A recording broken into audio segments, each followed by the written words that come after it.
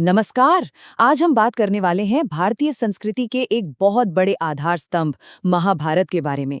ये सिर्फ एक कहानी नहीं है, बल्कि CUET, TET और BPSC जैसी कई परीक्षाओं के लिए भी एक बहुत जरूरी टॉपिक है। तो चलिए इस महाकाव्य के सफर पर निकलते हैं और इसके सबसे जरूरी पहलुओं को समझते हैं। महाभारत की शुरुआत ही देखिए, कितने बड़े दावे से होती है। जो यहाँ है वो आपको कहीं और भी मिल जाएगा, लेकिन जो यहाँ नहीं है वो आपको कहीं नहीं मिलेगा। सोचिए, ये एक लाइन ही इस महाकाव्य की गहराई और विशालता बताने के लिए काफी है। मतलब जिंदगी का ऐसा कोई भी पहलू नहीं है, चाहे वो धर्म हो, राजनीति हो, दर्शन हो, जो इसमें न समाया हो। और जानते हैं, इसी वजह से इसे सिर्फ एक महाकाव्य नहीं, बल्कि पंचम वेद यानी 5वें वेद का दर्जा दिया गया है। ये कोई मामूली बात नहीं है। ये एक तरह से भारतीय संस्कृति, दर्शन और जीवन का एक चलता फिरता विश्वकोश है। तो सवाल ये उठता है कि इतना विशाल ग्रंथ आखिर बना कैसे? क्या ये एक ही बार में लिखा गया? चलिए इसकी रचना और विकास की कहानी को थोड़ा समझते हैं। इसके रचयिता हैं महर्षि वेदव्यास। लेकिन एक मजेदार बात यह है कि ये उनका असली नाम नहीं था। उनका असली नाम था कृष्ण द्वैपायन। कृष्ण क्योंकि उनका रंग सांवला था और द्वैपायन क्योंकि उनका जन्म एक द्वीप पर हुआ था। वेदव्यास तो उनका नाम तब पड़ा जब उन्होंने वेदों को व्यवस्थित किया, उन्हें बांटा, तो ये एक तरह से उनका टाइटल बन गया।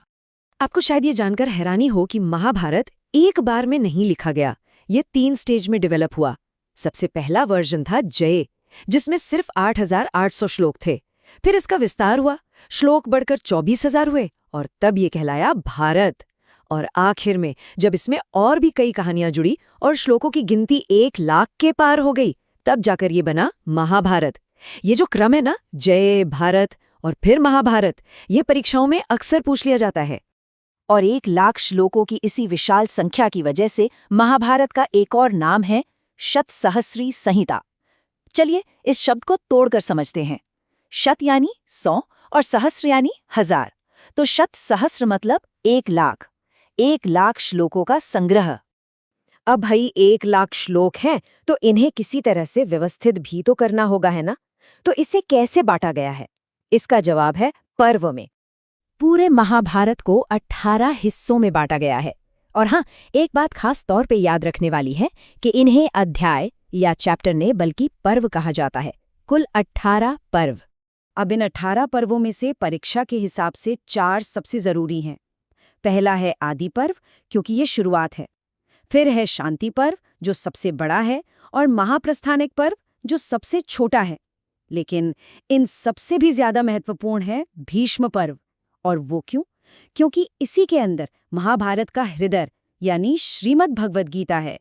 तो चलिए अब बात करते हैं महाभारत के उस हिस्से की जो अपने आप में एक संपूर्ण ग्रंथ बन गया और जिसे पूरी दुनिया में पढ़ा और समझा जाता है। जैसा कि हमने देखा, गीता महाभारत के 6ठे पर्व यानी भीष्म पर्व का ही एक हिस्सा है। ये दरअसल कुरुक्षेत्र के मैदान में युद्ध शुरू होने से ठीक पहले भगवान कृष्ण और अर्जुन के बीच हुई बातचीत है। यहाँ एक बहुत ही दिलचस्प पैटर्न देखने को मिलता है। महाभारत में पर्व कितने हैं? 18। कुरुक्षेत्र का युद्ध कितने दिन चला? 18 दिन। और गीता में भी अध्याय कितने हैं? जी हाँ, 18। तो ये 18 का आंकड़ा बहुत खास है। और इन 18 अध्यायों के अंदर कुल 700 श्लोक हैं, जिनमें कर्म, धर्म और जीवन के असल मकसद पर एक गहरा संवाद है। ये गीता का शायद सबसे मशहूर श्लोक है, जो हम सब ने कहीं ना कहीं जरूर सुना होगा। ये निष्काम कर्म के सिद्धांत को बताता है। मतलब हमारा अधिकार सिर्फ अपना कर्म करने पर है, उसके फल या नतीजे पर नहीं। बस अपना काम करो, फल की चिंता मत करो। तो इन सब बातों के बाद आखिर इस महाकाव्य की असली विरासत क्या है? हमें इससे क्या सीखना चाहिए? देखिए, ये समझना बहुत जरूरी है कि महाभारत सिर्फ कौरवों और पांडवों के बीच हुई एक लड़ाई की कहानी नहीं है। इसका असली मकसद मोक्ष का रास्ता दिखाना है। ये ग्रंथ एक भयानक युद्ध से शुरू होता है और शांति और वैराग्य पर जाकर खत्म होता है। इसीलिए इसे मोक्ष शास्त्र भी कहते हैं। और इसी वजह से साहित्य की नज़र से देखें तो एक और मज़ेदार बात सामने आती है। महाभारत में इतना युद्ध और वीरता होने के बावजूद इसका मुख्य रस वीर रस नहीं बल्कि शांत रस है। क्यों? क्योंकि कहानी का अंत युद्ध के शोर शराबे में नहीं, बल्कि शांति और मोक्ष के उपदेश में होता है। महाभारत का असर इतना गहरा रहा है कि इसने बाद में संस्कृत साहित्य के कई बड़े बड़े ग्रंथों को प्रेरित किया। चाहे भारवी का किरातार्जुनीयम हो या माढ़ का शिशुपाल वधम, इन सबकी जड़ें महाभारत की कहानियों में ही हैं। और इस पूरे सफर को हम एक गहरे सवाल पर आकर खत्म करते हैं, जो महाभारत के दिल में बसा है। धर्म का असली मतलब क्या है? क्या ये सिर्फ नियमों का पालन करना है, जैसा भीष्म और द्रोण ने किया, या फिर ये न्याय की स्थापना के लिए उन्हीं नियमों को चुनौती देना है, जैसा कृष्ण और पांडवों ने किया? ये एक ऐसा सवाल है जो तब भी प्रासंगिक था और आज भी है।